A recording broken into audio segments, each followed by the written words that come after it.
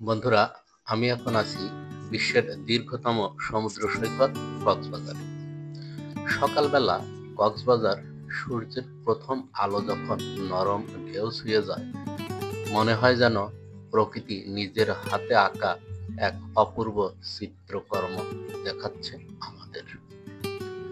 সোনালী আলোয় ঝলমল করছে বিশ্বের দীর্ঘতম সমুদ্র সৈকত। সামনে অসীম নীল জলরাশি আর পেছনে সবুজ পাহাড়। এখানকার মানুষও যেন সমুদ্রের মতোই প্রাণবন্ত। ভোরে জেলেরা পাড়ি দেয় ঢেউয়ের দেশে, জালে বন্দী হয় সোনালী রূপালী ইলিশ। জীবন চলে ঢেউয়ের তালে। ওঠানামার এই ছন্দেই কক্সবাজারের গল্প।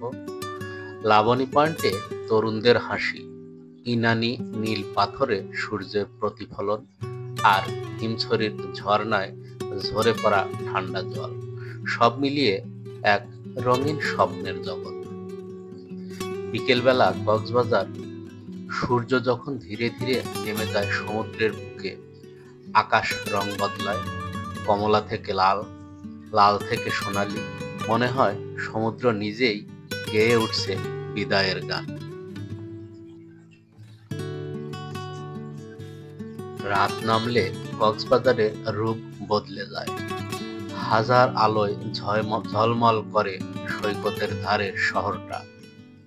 চায়ের দোকানের গল্প, রেস্টুরেন্ট, সি ফুডের ঘ্রাণ আর ঢেউয়ের গান, সব মিলিয়ে এক মায়াবী আবেশ। কক্সবাজার শুধু একটা জায়গা নয়, এ এক অনুভূতি, যেখানে ঢেউ শেখায় জীবনও থেমে থাকে না কখনো। তাই বারবার ফিরে যেতে মন চায় এই স্বপ্নের শহরে, কক্সবাজারে।